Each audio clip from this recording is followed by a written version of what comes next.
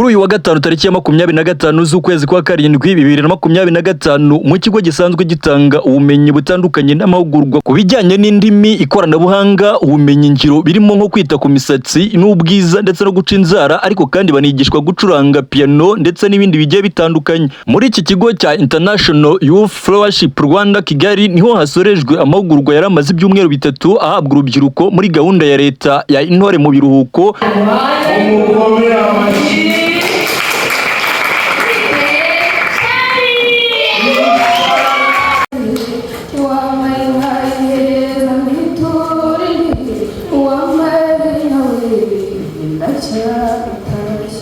Amazina ni Kodisi Gikundiro ndetse mu ndirimbo nyarwanda.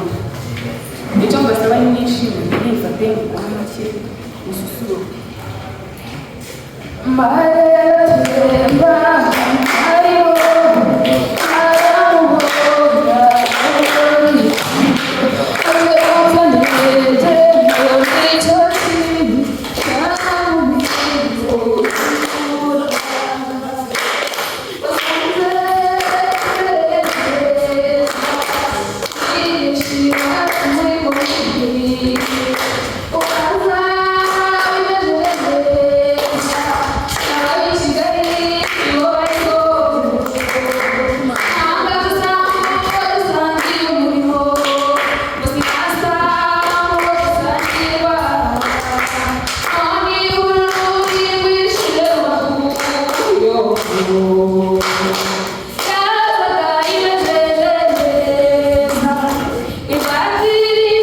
My name is Omusa Kodisi.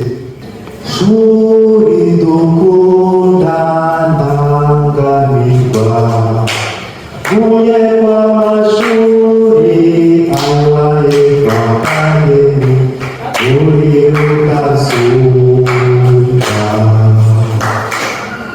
Mazina yanjye banyita Ishami Elisangeve abarengewe ye kubasusurutsa mu mpano yanjye mfite yo kuririmba. Indirimbo ngiye kuririmba n'Imana bayita ku musaraba. Mu biganza bibi aho nari mfuye rubi ku musaraba w'isoni Yesu wakubitiwe inkoni kubagurira ndaririmba ko wandutiye abatambyi naje kumenya ko zamana zaho nabaga zitari zishoye, ariko wowe Yesu ufite imbaraga wayumuzi n'imbaga Jehova yankundanye umurava myinshi n'ukuri yampaye ubugingo buhoraho.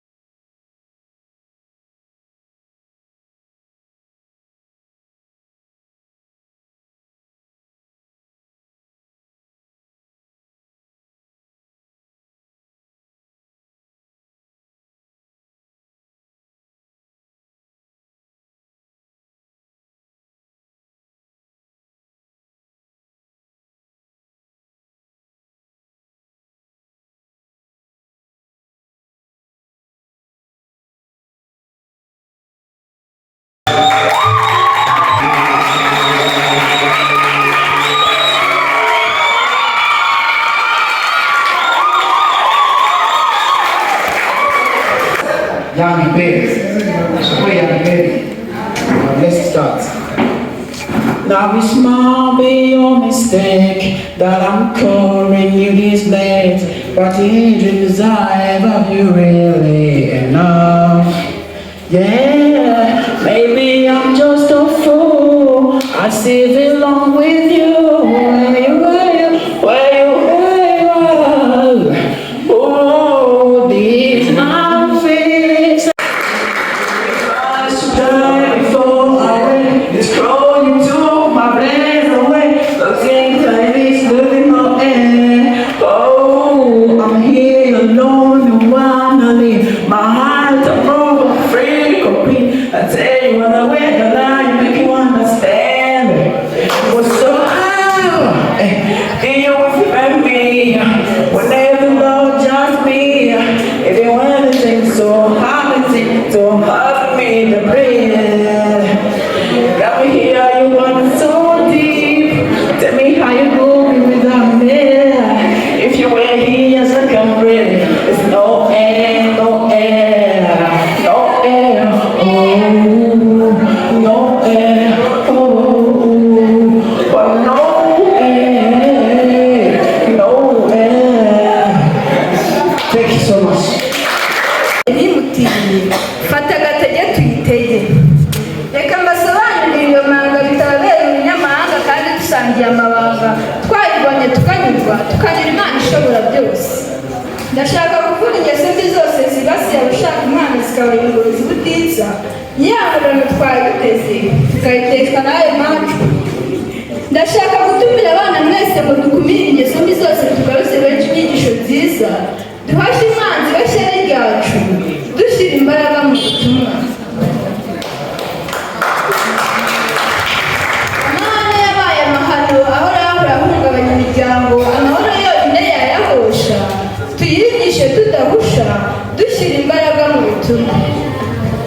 Osha udahusha aya matiku yari iwanyu ngo mu rugo nubwo bigoye gerageza amahoro nyayo y'abahugure akamaro kayo kavuge Yesu. Wisogongera za rukoro zitagukura kuba umuntu zigakurura uburara zikararika ubuhabara ubuzima bwiza bukazima.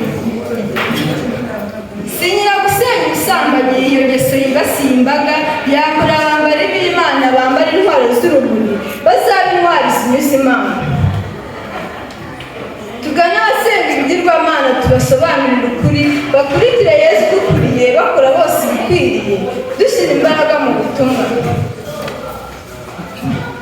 Mwebwe mwese muri hano ababizi n'abatabizi abasobanukiwe basangiza abandi iyo nkuru nziza dukwiremo twese kuko twese biratureba. Rero Timoteyo ibice 3:15 kugeza 16 uwo murongo wo kurangiza ubutumwa. Reka twikomerezwe n'ibyanditswe byera turebe n'aho muri Yohani ku gice cyaho cya 14 kuri uwo murongo wa 6 tumenye neza uko kuri twese. Nze basangiza uwo murongo basobanuza uko Yesu ubwo we yashize amanga ati ingenzi kuri n'ubugingo nawe utafatanyije kuri iki. Nimara kumva iyo nkuru nziza ubwo ako kanya mba ndahagurutse inzira nziza ubwo ndayibonye reka nyimenyeshe n'abandi bose tuzahurire kwa Jambo twese. Nguyu munsi uciye ikibu reka nsubikira hanone ejo mu gitondo nzubukure namamaza iyo nkuru nziza ikwire hose mu barutuye. Bari abasizi basiga bagasiga basiganuza ku by'ubusizi bwabo. Umumararungurake afatanyije n'uwayisaba Jacqueline zimwe mu nyungu za IYF. Murakoze.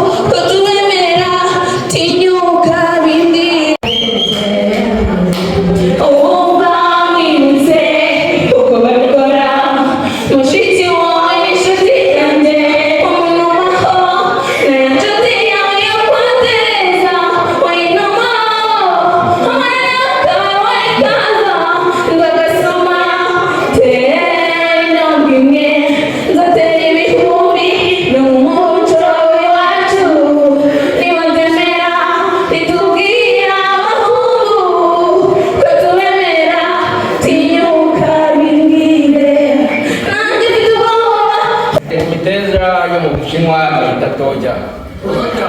Toja murayibona ni imiteja myiza cyane, ariko iyo yahawe keya kurushaho igashira kurushaho. Igeze ku gihingwa bita okra, mu Gishinwa yita chukwe.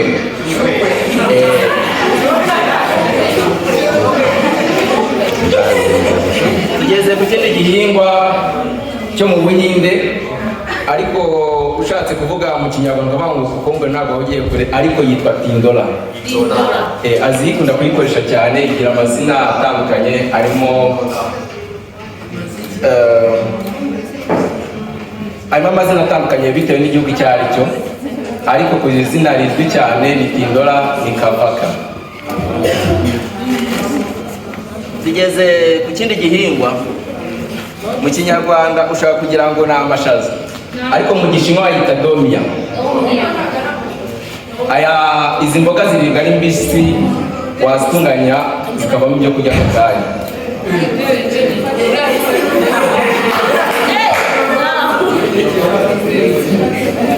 Tugeze ku zindi mboga zo mu Bushinwa, ariko zisangiwe na za Korea bayita changamuchi.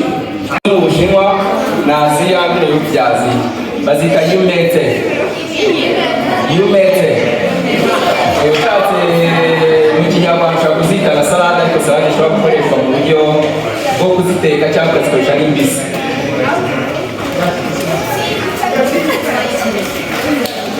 Ku yindi salade mu Bushinwa ariko ishobora gukoreshwa mu buryo bwo guteka, ishobora gukoreshwa aya mababi ikongera igakoreshwa n'iki kijumba cyo hasi bayita woshunywe.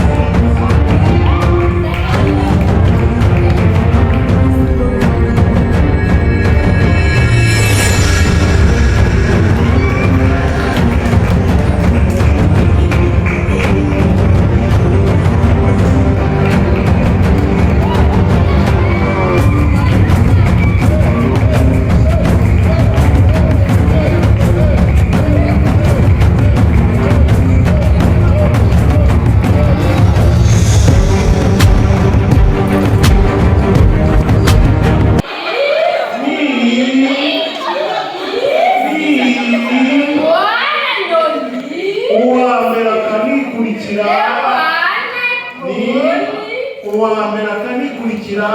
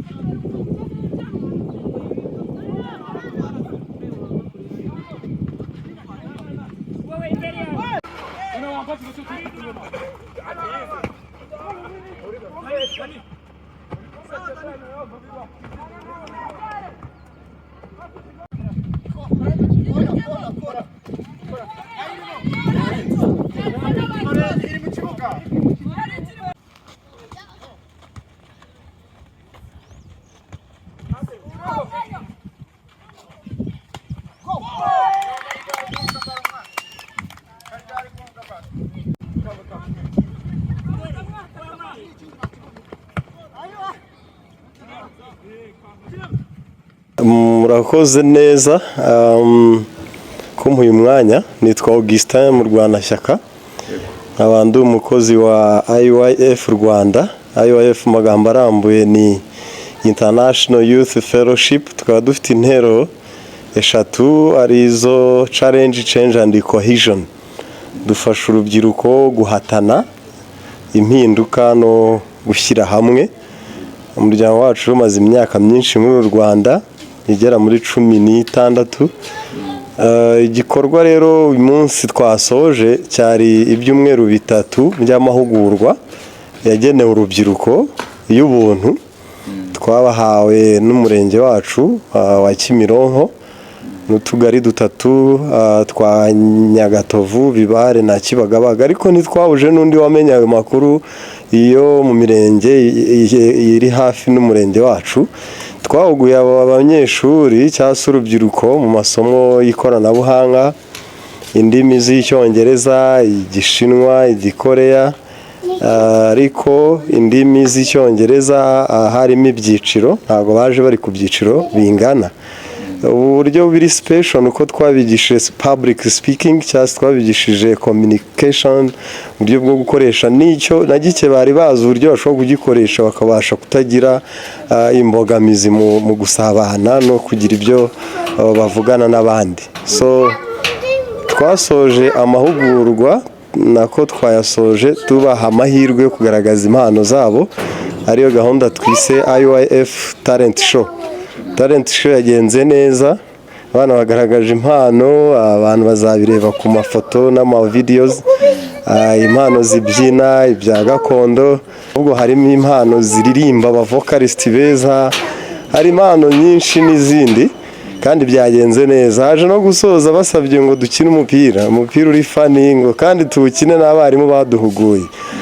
Nabyo byo niwe bireheba uri gusobanura uko byagenze kuko ndi mu batsinzwe, ntago ndi bubitindeho, gusa nabyo byari byiza ariko ntibyasoreje. Iyi ni gahunda muri gahunda ya leta yitwa intore mu biruhuko. Twashatse ko mu buri gihe cy'ibiruhuko tugena icyo dufatanyamo n'urubyiruko kugira ngo turukipinge busy, ariko dufite n'ibindi twongerera ibyo biga ku mashuri. Ikindi bize muzike ya theory and practical, kandi ikindi tugamije nuko na nyuma y'amahugurwa dukora club, twabashyize mu ma clubs, bazajya baza iminsi inyuranamo bitewe na bamwe ibyo bifuje. Bifuje kujya baza muri club ya anti drugs, club ya football, academy, club ya music, club ya magazine. Nawe twakora na magazine ahubwo uzagira icyo ubunganira nk'umunyamakuru mu kumenya uko umuntu ashobora gukoresha social media. Magazine uri ashobora kumenya ukuntu akora typing, ukuntu mu magambo make ashobora kuba yamenya skills, tips nkeya ku bintu byo kwandika no gusoma no gukora inkuru.